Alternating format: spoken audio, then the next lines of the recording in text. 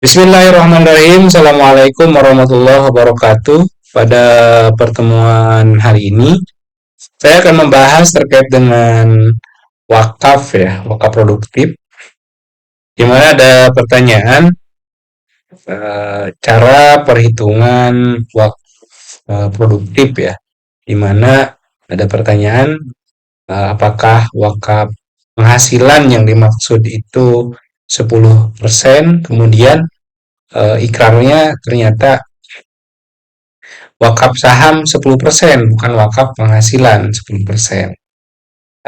Jadi sebenarnya secara uh, hukum ya, apa yang diikrarkan oleh wakif, orang yang berwakaf itu adalah menjadi sebuah hukum. Misalnya, saya mewakafkan saham perusahaan saya 10%. Nah, ini mungkin gambaran terkait dengan hasil akhir ya. Oh, eh, kok wakaf penghasilan 100 juta, kemudian kalau wakaf saham, ini yang wakaf saham ya, yang saya blok kuning berarti ini ya. Ini saya blok kuning aja, ini menandakan wakaf saham. Yang hijau berarti ini wakaf dari penghasilan. Oke ya, wakaf dari penghasilan 10%. Penghasilannya anggaplah ini gitu ya. Berarti kan kalau di perusahaan tuh istilah penghasilan atau pendapatan atau omset gitu ya. Nah, kita coba nih, kan coba bedah ya. Ternyata si wakif adalah mengikrarkan wakaf produktif berupa saham senilai 10%. Artinya, wakaf saham adalah bentuk wakaf di mana seseorang mewakafkan sebagian atau seluruh saham yang dimilikinya untuk kepentingan umat. Nah, gitu ya. Nah, contoh misalnya sudah diikrarkan oleh wakif sahamnya itu 10% untuk kepentingan umat gitu ya. Nah, kemudian eh, kita lihat nih ya, kita lihat misalnya apa penghasilan, oke ya, penghasilan penghasilan omset gitu ya, perusahaannya itu 1 miliar gitu ya. Kemudian HPP-nya ini 27,8%, berarti kan 274 juta, laba kotornya sekian ya, 722 juta. Ada biaya operasional nih, biaya untuk gaji, biaya listrik lain dan sebagainya gitu ya, di luar harga pokok penjualan sebesar 337.300 sama dengan 33,73%. Laba sebelum pajaknya 384, kemudian pajak PT 22%, berarti 84,634 juta 634 ya. Sehingga laba bersih setelah pajak, laba bersih adalah 300 juta 66 ribu. Nah, pertanyaannya kan sudah terbentuk eh, laba ya, laba bersih nih, laba perusahaan. Secara ikrar adalah saham yang diwakafkan 10% gitu ya. Berarti ketika pembagian hasil 10% dari saham gitu ya. Kalau memang mau langsung dikeluarkan, nominal yang dibagikan adalah 10% dikali laba bersih. Nah, ini yang dibagikan senilai 30.006.600. Artinya, ini ceritanya untuk wakaf, untuk yang saham dia tidak dimasukin laba ditahan. Berarti yang dibagikan 10% ini langsung mengurangi hak yang dibagikan kepada investor. Nah, berarti yang dibagikan ke investor, ini yang ke investor sisanya nih, investor dividen berarti ya, ini dividen. Dividen ke investornya berarti 4 berarti ini dividennya ya. Berarti kalau dipresentasikan itu berarti kan dari laba itu yang dibagikan ke investor berarti kan 40%-nya ya.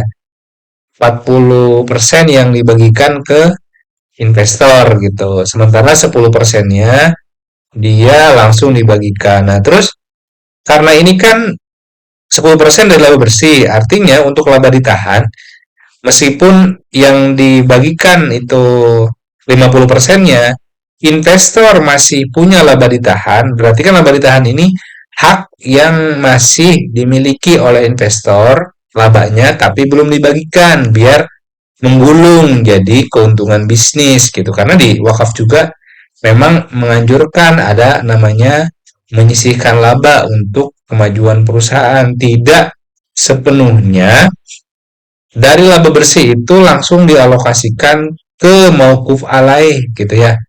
Apakah khairi, apakah zuri gitu ya. Jadi tetap mempertimbangkan seorang nazir itu untuk kemajuan perusahaan dengan menyisihkan keuntungan dalam bentuk laba ditahan. Nah, ini terus ini kalau kan ini angkanya apa namanya? Mirip ya, lebih besaran wakaf saham dibanding penghasilan, ya mending penghasilan dong gitu. Tapi nggak seperti itu. Ini kan hanya kira-kira gitu ya. Ternyata HPP-nya bukan 27,8. Coba kita lihat nih. Misalnya HPP-nya adalah 36,23% gitu ya. Maka otomatis laba bersihnya kan berkurang juga. Belum lagi misalnya ternyata OPEC-nya juga bukan 33,73, ternyata 43,73. Maka otomatis dengan adanya biaya operasional dalam perusahaan, antara yang dikeluarkan bentuk dividen itu juga akan menyesuaikan dengan laba yang tercipta di perusahaan gitu. Namun ini tetap dikembalikan ke wakif ya. Apakah memang maunya wakaf saham 10% sehingga idealnya ketika wakaf saham 10% setelah tutup buku tahunan baru mauquf alaih atau apa yang wajib dikeluarkan sebagai haknya penerima manfaat penerima manfaat wakaf itu di akhir tahun. Tapi itu juga tergantung wakif ya. Bisa memang dari laba bersih tahunan gitu atau ternyata ya udahlah memang niatnya dari penghasilan berarti tidak mempertimbangkan PP, biaya operasional, pajak dan lain sebagainya, langsung aja dikeluarkan wakaf. Berarti apapun yang dihasilkan tanpa dikeluarkan biaya, memang hasil penghasilannya itu langsung aja diwakafkan 10%. Mungkin di awal niatnya eh, dari penghasilan itu langsung 10% bentuknya adalah infak, hari ini saya langsung keluarkan sebagai bentuk wakaf saya 10% dari penghasilan. Tapi akan berbeda ketika tadi kasus di awal bahwa yang saya wakafkan adalah 10% dari kepemilikan saya di perusahaan. Berarti kan hanya kalaupun angkanya berubah ya hanya 15.631.200 dari komitmen saya kepemilikan 10% di perusahaan menjadi menjadi haknya mauquf alaih ya penerima manfaat wakaf dari perusahaan saya gitu. Mudah-mudahan bermanfaat dari penjelasan singkat di hari ini. Terima kasih atas perhatiannya. Mohon maaf kalau banyak salah ya. Saya Iri, Assalamualaikum warahmatullahi wabarakatuh.